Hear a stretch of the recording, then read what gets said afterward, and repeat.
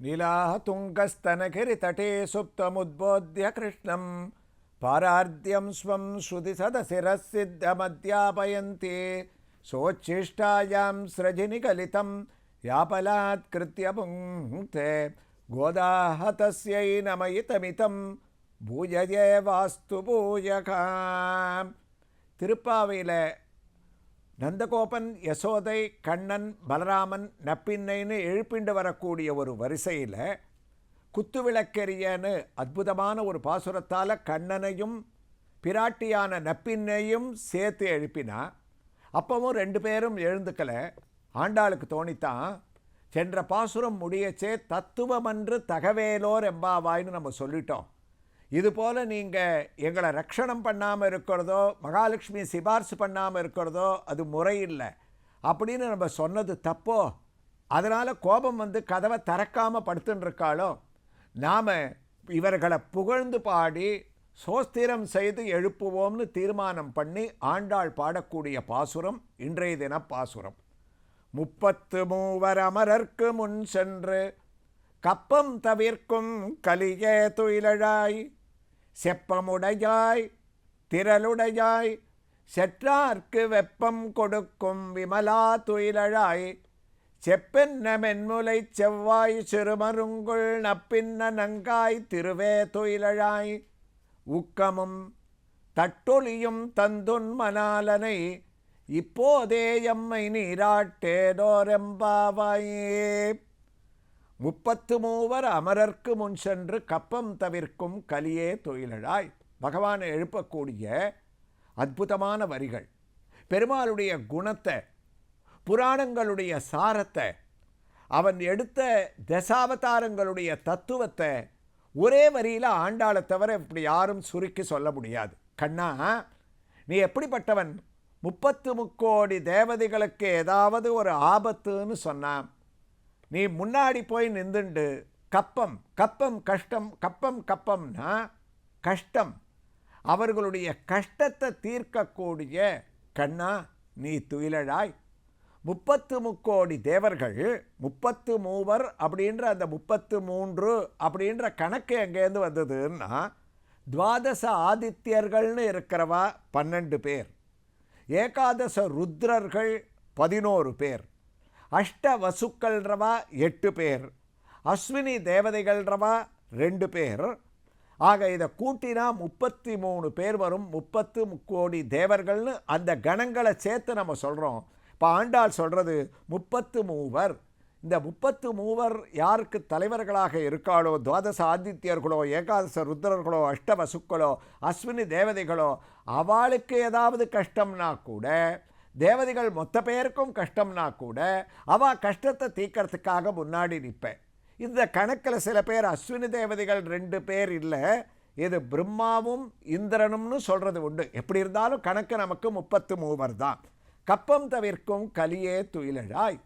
ஏன் பகவான் பண்ண விஷயங்களை தசாவதார சாரத்தை சொல்கிறாராம். தேவதைகளுக்கு ஒரு கஷ்டம் அப்படின்னா என்னாச்சு? வேதத்தை திருடிண்டு போயிட்டா சோமுகன்ற அசுரன், தேவதைகளுக்கு அதனால் பலம் குறையும், நீ போய் மத்ஸ்யாவதாரம் எடுத்த. தேவதைகளுக்கு அமிர்தம் கிடைப்பதற்காக, கப்பம் தவிர்ப்பதற்காக கூர்மாவதாரம் எடுத்த. பூமாதேவி இல்லைன்னா உலகத்தில் யாருமே வாழ முடியாது. அது தேவதைகளுக்கும் ஜனங்களுக்கும் சுகம் ஏற்படணும். வராக அவதாரம் எடுத்து பூமாதேவியை மீட்ட.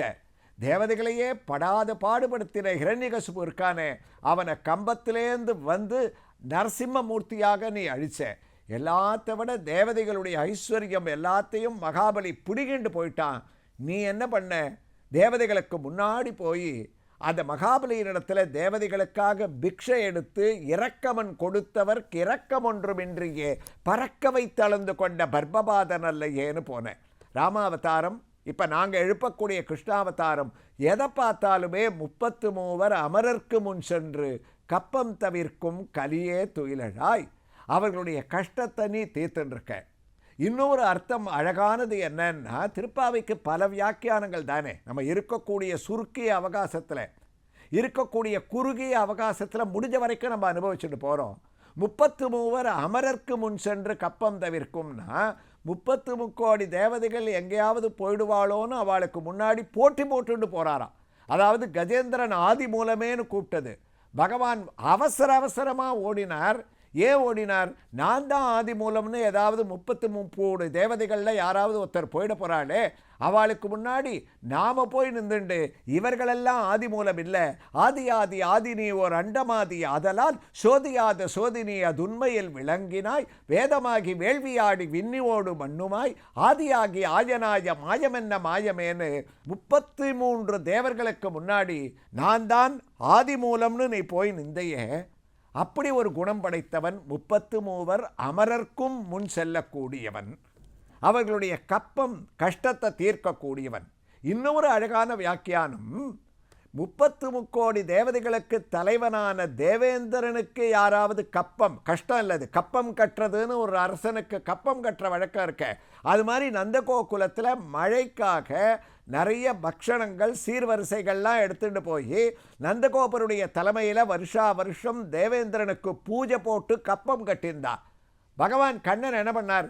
தேவேந்திரனுக்கு பூஜை பண்ண வேண்டாம், அந்த கப்பத்தை எல்லாம் கோவர்தன மலைக்கு கட்டுங்கோன்னு 33 அமரருக்கு முன் சென்று தேவதைகளுக்கு சேர வேண்டிய கப்பத்தை தவிர்த்தவன், அதை தடுத்தவன். அதனால் தேவேந்திரனுக்கு கோபம் வந்தது, கை அப்படியே மழையை பெஞ்சான். சுவாமி என்ன பண்ணார்? கோவர்தனகிரியை கொடையாக எடுத்து அவளை காப்பாற்றினார்ன்ற சரித்திரங்கள்லாம் தெரியுமா? அப்போ சின்ன வரிக்கே இவ்வளவு வியாக்கியானங்கள். 33 அமரர்க்கு முன் சென்று கப்பம் தவிர்க்கும் கலியே துயிலழாயே செப்பமுடையாயே. கிருஷ்ணா, நீ எப்படிப்பட்டவன் தெரியுமா? கருணை உடையவன். செப்பமுடையான்னா கருணை. யாரிடத்துல கருணை? வேண்டியவர்களிடத்தில் கருணை வைக்கிறது ஆச்சரியம் இல்லை, விரோதியினிடத்தில் கூட கருணை உடையவன், செப்பமுடையவன். ராவணன் நில கொலைஞ்சு நீ ராமனா நிற்கிற போது நிராயுதபாணியாக சங்கரன் கொடுத்த வாளோடு வீரமும் களத்தே போட்டு வெறுங்கையோடு நின்றான். ஒரு பானத்தை போட்டு அவனை அடிச்சிருக்கலாம், பண்ணையா? செப்பமுடையவன். இன்று போய் போர்க்கு நாளை வா ராவணா, ரொம்ப களைச்சி போயிருக்க, நீ இன்னைக்கு போயிட்டு நாளைக்கு வான்னு ஒன்றை தவிர யாருப்பா அனுப்ப முடியும்? அப்படி சத்ரோ பிரக்யாத வீரியன்னு சத்ருக்களிடத்தில் கூட கருணையை வச்சுட்டு இருக்கக்கூடிய செப்பமுடையாய் திரளுடையாய். திரள்னா என்ன? விரோதிகளை அழிக்கிறதுல வீரம் இருக்கும். ஆண்டாள் சொன்னால், செப்பம் இருக்கிறவனுக்கு வீரம் இருக்க முடியாது, வீரம் இருக்கிறவனுக்கு செப்பம் இருக்காது. வீரத்தோடு இருக்கிறவனுக்கு கருணையே பார்க்க மாட்டான், கோபத்தோடையே இருப்பான். ஆனால் உன்னிடத்துல ரெண்டுமே நிறைஞ்சிருக்கு. ஒரு கோபம்னு வரும்போது திரளை எடுத்துண்டு வீரத்தோட பகைவர்களை அழிக்கிற, அதே சமயத்தில் செப்பமுடையவனாக விரோதிகளிடத்தில் கூட தேவையான சந்தர்ப்பத்தில் நீ யுத்த தர்மத்தை அனுசரித்து அவர்களிடத்தில் நீ கருணை காட்டுற. இப்படியெல்லாம் பகவானை புகழ்ந்து செற்றார்க்கு வெப்பம் கொடுக்கும் விமலா துயிலழாய். யாருக்காவது கஷ்டம் அப்படின்னு சொன்னால் ஓடி போய் அவளை காப்பாற்றுறதுல எப்படி இருக்க? உனக்கு வேண்டியவர்களுக்கு, பாகவத விரோதிகளுக்கு வெப்பம் கொடுக்கும் விமலா, அப்படியே போய் தகிக்கிற. கஞ்சன் வயிற்றில் நெருப்பென்னு நின்ன நெடுமாலேன்னு ஆண்டாளே இன்னொரு பாட்டில் சொல்லியிருக்கா. அப்படி ஆஷ்ரித விரோதிகளுக்கு நெருப்பாக தகிக்கக்கூடிய விமலா. விமலான்னா என்ன அர்த்தம்னா குற்றமற்றவனே. யாராவது உன்னிடத்தில் ஒரு குற்றத்தை கண்டுபிடிக்க முடியுமா? அமலன் ஆதிபிரான் அடியார்க்கென்னை ஆட்படுத்த விமலன் விண்ணவர்கோன் விரையார் பொழில் வேங்கடவன் நிமலன் நின்மலன் நீதிவானவன் நீல்மதில் அரங்கத்தம்மான் திருக்கமல பாதம் வந்து என் கண்ணில் உள்ளன ஒக்கின்றதேன்னு திருப்பானாழ்வார் சொன்ன ஒரு பாசுரத்தினுடைய வரிகள் எவனை அமலனாகவும் ஆதிபிரானாகவும் விமலனாகவும் ஆழ்வார் கொண்டாடினாரோ அந்த பாசுரத்தையே அப்படியே ஒரே ஒரு பதத்தில், அப்பா விமலா துயிலழாய் நிஷ்கம்பே நித்தியபூர்ணே நிரவதி பரமானந்த பீயூஷ ரூபேன்னு பரிசுத்தனாக நிர்மலமாக இருக்கக்கூடிய நீ நிர்மலமான சிந்தனையோடு அதே ஒரு தூய எண்ணத்தோடு வந்திருக்கக்கூடிய கோபிகைகளான எங்களுக்கு நீ அனுகிரகம் பண்ணுறதுக்காக விமலா துயிலழாயே செப்பென மென்முலை செவ்வாய் சிறுமருங்குள் நப்பின்னனங்காய் திருவே துயிலழாயே. நப்பின்னையும் சேர்த்து பாடணுமோனோ, அதனால் நப்பின்னையை வர்ணிக்கிறாளாம். அழகான இடையை உடைய நப்பின்னையே, எங்களுக்காக நீ திருவுக்கும் திருவாகிய திருவேனும் மகான்கள் பகவானை கொண்டாடியிருக்காளே, திருவான மகாலட்சுமியான உன்னுடைய லட்சணம் என்ன? எங்களை ஏற்றுக்க சொல்லி நீ சிபாரிசு பண்ணி அவனிடத்தில் நீ கொண்டு போய் சேர்க்க வேண்டாமா? திருவே துயிலழாய். இந்த பாசுரத்தோட அழகு 2 பேரையும் சேர்த்து அறை சேவைன்னு நம்ம சொல்லியிருக்கோமே, அந்த பாவத்தில் எழுப்புறா. அப்படி எழுப்பும்போது 2 பேரும் அப்படி எழுந்துக்கிறா. அப்போ சுப்பிரபாத மோனம் அந்த பள்ளியறை சேவைக்கு என்ன தேவையோ அதை ஆண்டாள் சொல்கிறாளாம். நீங்கள் எழுந்துக்கும் போது எங்களுக்கு 2 பொருட்களை தரணும், உக்கமும் தட்டொலியும் தந்து உன் மணாலனை இப்போதே எம்மை நீராட்டேரோர் எம்பாவாய். உக்கம்னா என்ன அர்த்தம்னா வேற ஒன்றுமில்லை, விசிறி. அந்த சுப்பிரபாதத்தில் பகவானுக்கு விசிறிண்டே காட்டணுமா.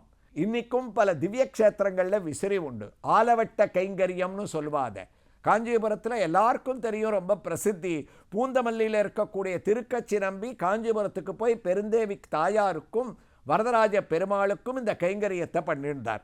அந்த கைங்கரியம் பண்ணுறதுக்கு உக்கமும் விசிறியும் தட்டொலினா என்னென்னா கண்ணாடின்னு பேர். சுப்பிரபாத சேவையில் பகவானுக்கு காலம்பர அந்த பள்ளியறையை திறக்கும்போது அர்ச்சகாலாம் அப்படி கண்ணாடியை வச்சுட்டு முன்னாடி காட்டுவாளாம். தட்டொலின்னு பேர். ஏன் தட்டொலின்னு பேருன்னா, அந்த காலத்தில் கண்ணாடி கிடையாது, நல்ல ஒரு தாமரை தட்டை பளன்னு தேய்ச்சி அதை திருப்பி காட்டுவாளாம். அதில் அந்த முகம் பிரதிபலிக்கும். அதை பார்த்து தான் இவங்களே முகம் பார்த்துப்பா. தட்டை பிரதிபலிக்க அந்த ஒரு வெளிச்சத்தை காட்டுறதுனால அதுக்கு தட்டொலின்னு பேர். ஆக விசிறியையும் கண்ணாடியும் சுப்பிரபாதத்துக்காக எங்களுக்கு உக்கமும் தட்டொலியும். ஆண்டாளோட அழகு சாமர்த்தியத்தை பாருங்க. எங்களுக்கு விசிறியும் கண்ணாடியும் கொடுத்துட்டு போயிட்டு வான்னு அனுப்பிச்சிட போகிற, அது 2 மாத்திரம் போராது, உன் மணாலனையும் தரணும். உக்கமும் தட்டொலையும் தந்து உன் மணாலனையும் இப்போதே எம்மை நீராட்டேனோர் எம்பாவாய். அவரையும் கூட அழிச்சுண்டு தம்பதி தெய்வ தம்மனகான்னு வரணும். நாங்கள் விசிறோம், கண்ணாடியை காட்டுறோம், சுப்பிரபாத தரிசனத்தை பண்ணுறோம், எங்களுக்கு அந்த நற்பலனை அளிப்பாயாகனு பிரார்த்திக்கக்கூடிய உயர்ந்த பாசுரம் 33 அமரர்க்கு முன் சென்றுன்னு சொல்லக்கூடிய இன்றைய தின பாசுரம்.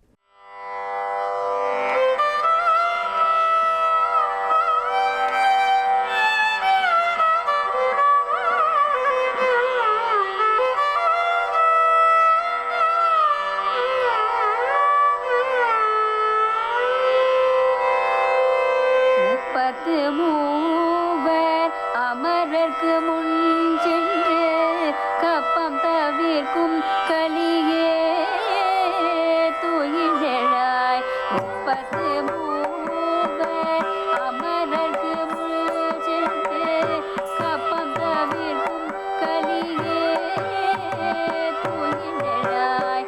செப்பமுடையாய் திரள் உடையாய், செப்பமுடையாய் திரள் உடையாய், செற்றார்க்கு வெப்பம் கொடுக்கும் விமலா துயிலழாய். செப்பெனமிழ் முளை செவ்வாய் சிறுமருங்குல் தப்பினை நங்காய் திருவே துயிலழாய்.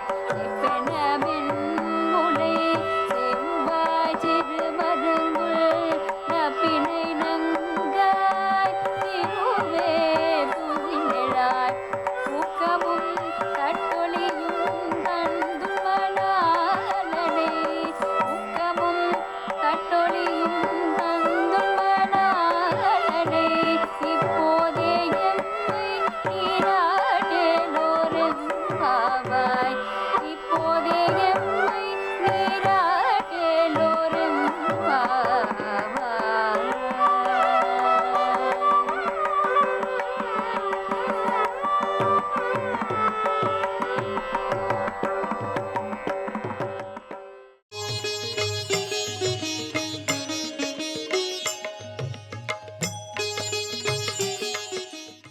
தென்னாருடைய சிவனே போற்றி, எந்நாட்டவர்க்கும் இறைவா போற்றி, காவாய் கனகத்திரளே போற்றி, கைலை மலையானே போற்றி போற்றி, அண்ணாமலையம் அண்ணா போற்றி, கண்ணாரமுதக்கடலே போற்றி.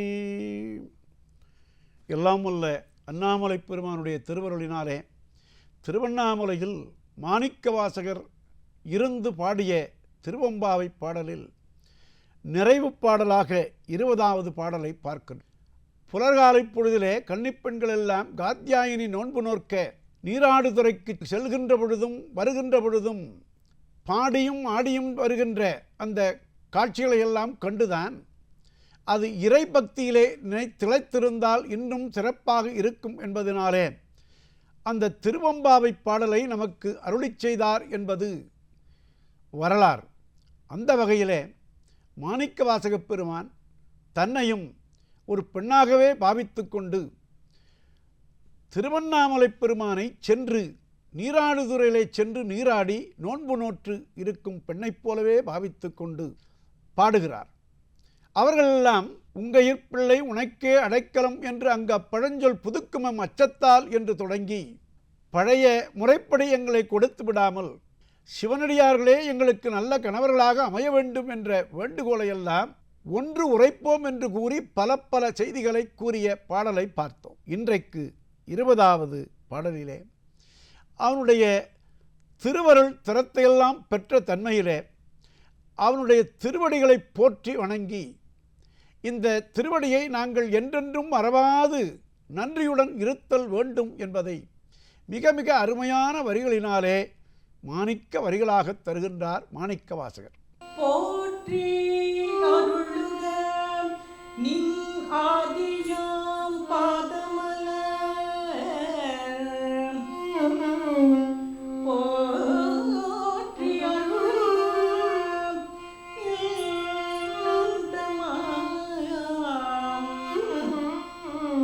செந்தளிர்கள் போற்றி எல்லா உயிர்க்கும் தோற்றமாம் பொற்பாதம் போற்றி எல்லா உயிர்க்கும் போற்றி எல்லா உயிர்க்கும் போகமா பூங்கள்கள்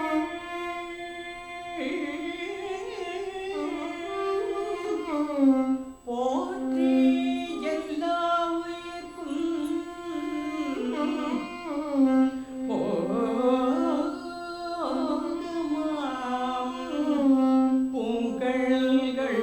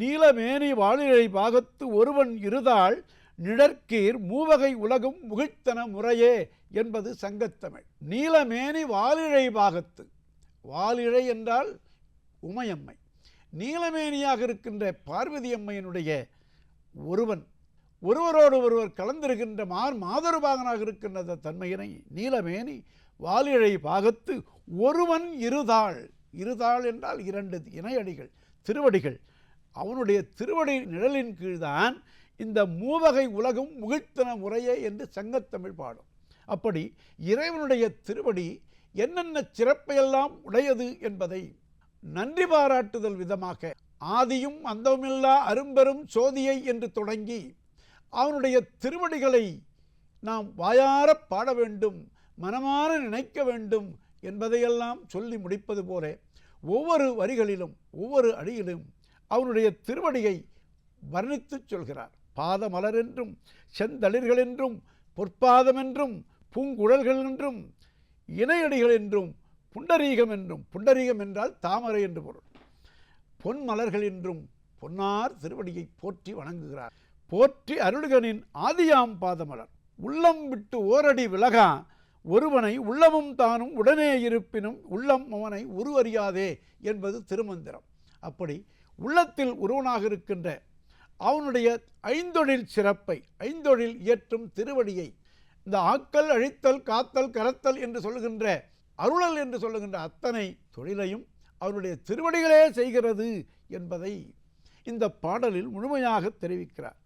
எங்கள் தலைவனே போற்றி, நின் ஆதியாம் பாதமலர் போற்றி, நின் ஆதியாம் பாதமலர் அருளுக. இந்த உலகிற்கு முதலும் முடிவுமாக இருக்கின்ற அந்த பெருமானுடைய திருவடி என்னென்ன செய்தது?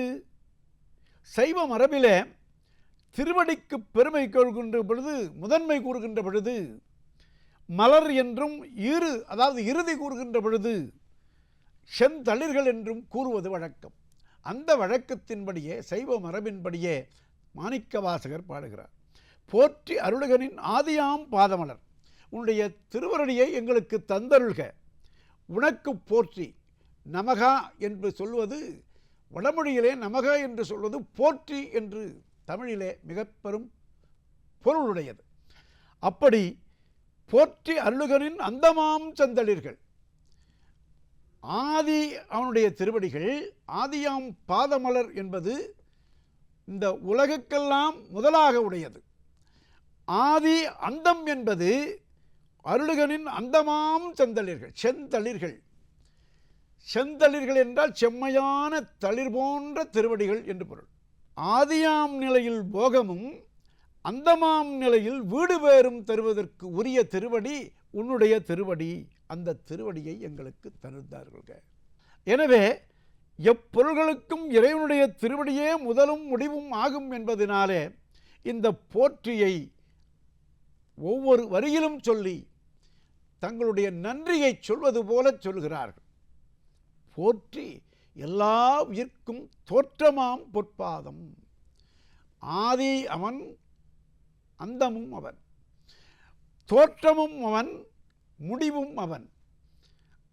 அதையே வேறு வேறு சொற்களினாலே, சிறப்பான செந்தமிழ் சொற்களினாலே சொல்கிறார்கள்.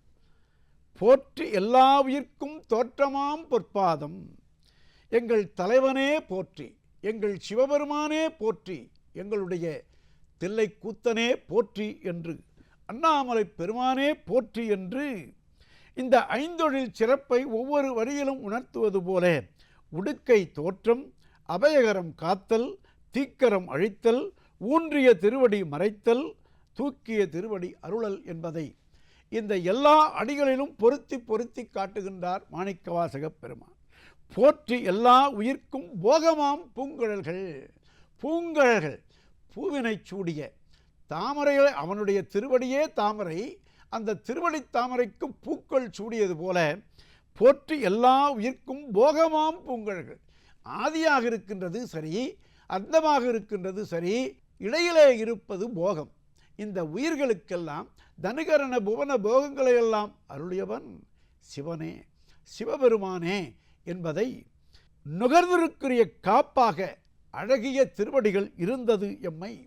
அதனாலே எம்மை இந்த திருவடிகள் காத்தொருள்க என்று கூறி, அடுத்த நிலையில் இந்த திருவடிகள் போற்றி எல்லா உயிர்க்கும் ஈராம் இணையடிகள். ஆதியை கூறினார், அந்தத்தை கூறினார், பிறகு தோற்றத்தை கூறினார், பிறகு ஈராவதுனா இறுதியாக இருப்பது, எல்லா உயிர்களுக்கும் ஒடுக்கத்திற்குரியது. இந்த உலகத்தை ஊழிக்காலத்தில் ஒருவனாக நின்று எல்லா உலகத்தையும் படைத்தான். உலகத்தை படைத்தான் என்று சொன்னால் அந்த உலகத்தில் உள்ள மக்கள், ஜீவராசிகள் அத்தனையும் அவனே படைத்தான். பிறகு அவ்வுயிர்களையெல்லாம் ஊழிக்காலத்தில் தன்னிடத்திலேயே ஒடுக்கிக் கொள்கிறான் என்பது சைவ மரபு. அந்த வகையிலே எல்லா உயிர்க்கும் ஈராம் இணையடிகள். இணை என்றால் ஜோடி, திருவடிகள், 2 திருவடிகள். அப்படி மால் நான் முகனும் காணாத புண்டரீகம். போற்றி இறைவனே, இந்த போற்றியை இறுதியாக கொண்டால் இன்னும் வளமாக இருக்கும். மால் நான்முக, திருமாலும் நான்முகனும் காணாத புண்டரீகம். திருமாலும் நான்முகனும் காணாத புண்டரீகம் என்று உணர்த்தி, இந்த திருவடி பெருமையை எழுவாய் இருவாய் இலாதன, இந்த திருவடி மேன்மையை சொல்கின்ற பொழுது சிந்திப்பரியன, சிறந்து செந்தேன் முந்திப் பொழிவன, பந்தித்து நின்ற பழவினை தீர்ப்பன, முய்த்து இருண்டு பந்தித்து நின்ற பழவினை தீர்ப்பன, அந்திப் பிறையணிந்து ஆடும் ஐயாரன் அடித்தளமே என்று முன்னமே சொன்னது போல, அந்த திருவடி இணைகளுடைய திருவடிகளுடைய பெருமையை அப்பர் பெருமான் திருவையாறிலே பாடுகிறார். திருவையாறு என்று சொல்லக்கூடிய தலத்திலே பாடுகிறார். எழுவாய் இருவாய் இலாதன எங்கள் பிணிதவிர்த்து வழுவா மருத்துவம் ஆவன. மருந்தாகி தப்பா மரத்தற்றார் என்று சொல்வது போல அவனே மருந்து, அவனே ஔஷதம், அவனே மருந்து, அவனே எங்களுக்கெல்லாம் உயிர் என்பது போல விழுவார் மா நரக குழிவாய் விழுவார் அவர் தம்மை வீழ்ப்பன மீட்பன மிக்க அன்பொடு அழுவார்க்கு அமுதங்கள் காண்க ஐயாரன் அடித்தளமே. அவனுடைய எல்லோரையும் நரகத்திலிருந்து மீட்கச் செய்தவன், மீட்பவன் அவனே, மேய்ப்பவனும் அவனே, மீட்பவனும் அவனே. எனவே கழித்து கலந்ததோர் காதல் கசிவடு காவிரிவாய் குளித்து தொழுது முன்னின்ற இப்பத்தரை கோதில் செந்தேன் தெளித்து சுவை அமுது அமரர்கள் சூழ்ந்திருப்ப அழித்து பெருஞ்சொல்வமாக்கும் ஐயாரன் அடித்தளமே என்று சொல்வது போல அவனுடைய திருவடிகள் எங்களையெல்லாம் போற்றி போற்றி உய்ய ஆட்கொண்டருளும் பொன் மலர்களாக விளங்குகின்றன. புலம் புண்டரீக புதுமலர் போல்வன போற்றி என்பார் புலம்பும் பொழுது புணர்துணையாவன பொன்னணையால் சிலம்பு நெறி பாடகமும் செழும் கிண்கணித் திரளும் அலம்பும் திருவடி காண்க ஐயாரன் அடித்தளமே என்று சொல்வது போல இறைவனுடைய திருவடிகளை பலவாறு போற்றி நம்முடைய மனத்திலே நல்ல பக்தி உழைவினை உழைத்து அருமையான திருவடி பெருமையை அழகிலா விளையாட்டுடையானுடைய திருவடிகளை புகழ்ந்து பாடி நாமெல்லாம் நாள்தோறும் அவனுடைய திருவடிகளை பற்றி கொண்டு வாழ்ந்தோமானால் எல்லா விதமான செல்வங்களையும் வளன்களையும் நலன்களையும் கலையாத கல்வியும் குறையாத வயதுமோர் கபடு வாராத நட்பும் கன்றாத வளமையும் குன்றாத இளமையும் கழுபினி வாராத உடலும் என்று சொல்லுகின்ற வகையில் எல்லா பெரும் பேர்களையும் பெறலாம் என்பதை மாணிக்க வாசகப் பெருமான் தன்னுடைய மாணிக்க வரிகளாலே பெண்கள் பாடுவது போலவே தன்னையும் பாவித்து கொண்டு இந்த மனங்குளிர் மார்கழியில் புலர்காலை பொழுதிலே நம்மையெல்லாம் பக்தி வெள்ளத்தில் அழைத்துச் சென்றார். பெருமானுடைய திருவடிகளை போற்றி வணங்குவோம். தென்னாருடைய சிவனே போற்றி, எந்நாட்டவர்க்கும் இறைவா போற்றி.